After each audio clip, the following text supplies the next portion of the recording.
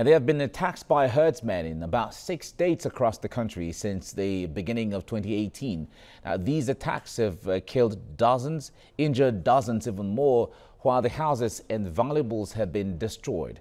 Security expert Mukhtar Dan Iyan joins us now live on Skype to talk about this. He's joining me from New York.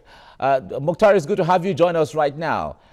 Now, I know you've been following developments across the country. Now, a lot of Nigerians are very, people who are also watching from outside have been very concerned about what is going on in Nigeria. That's supposed to be the example for others.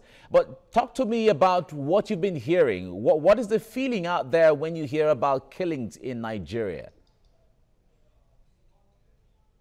Well, the feeling out there is that the government, when it comes to the securing the lives and properties of the citizens of Nigeria in non-war zones, especially not the Northeast, the Buhari-led administration is doing a very poor job.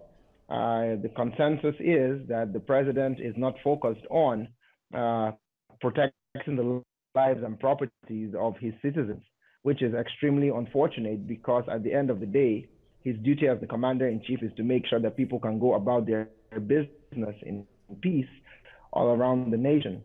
What is even more troubling is that a lot of these clashes, if you want to call them that, there is information about them, about their likelihood of happening, like you just mentioned, that comes across months, if not even years before.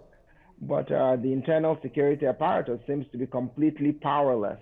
And this is unfortunate because at the end of the day, nobody looks forward to dying at the hands of herdsmen or what have you. But again, the administration seems to have decided not to tackle this situation head on.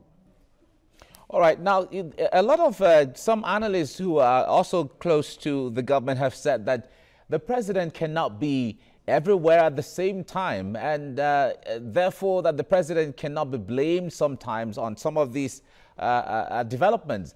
What's your take on this? Also talking about the body language of the president towards herdsmen generally.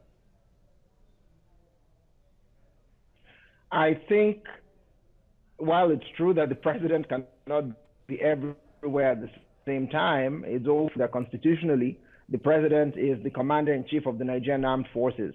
He's also the overall head of Nigeria's paramilitary forces.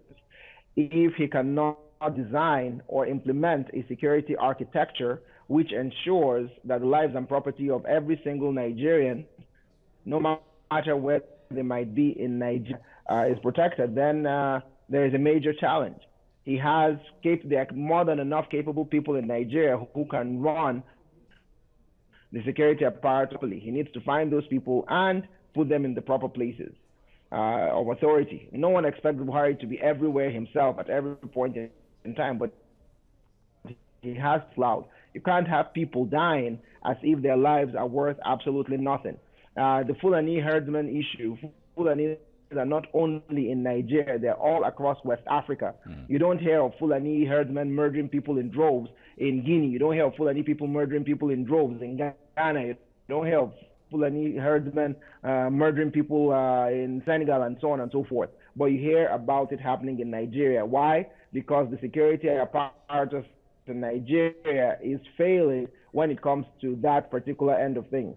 We have to also remember that it's not that difficult for the president to make pronouncements about all sorts of things whereby executive fiat people can no longer do this or not do that.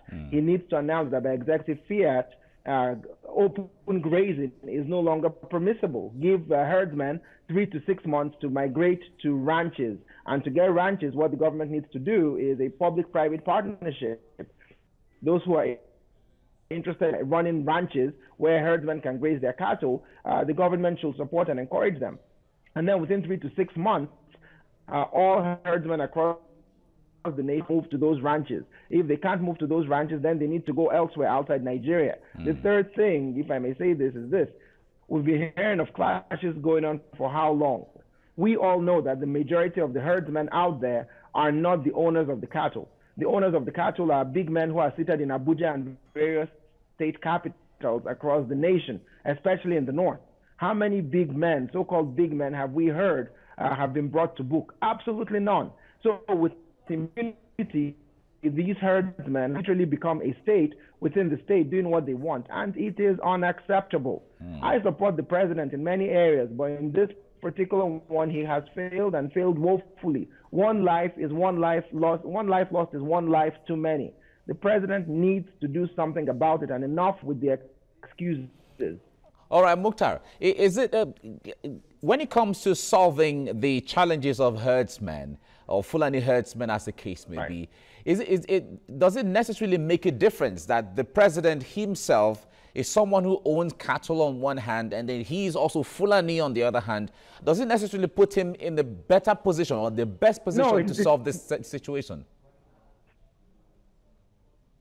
The president has cattle and he has a ranch. His cattle don't roam the streets of Nigeria. The president's cattle leave Daura, where he has his farm, and come to Port Harcourt or come to Rivers or come to Nasarawa or Niger State. The president's cattle stay in his ranch, on his ranch in Daura. What is good for him is good for everybody else. But we have to have the political will. He has to have the political will to declare that ranching is the only way to go.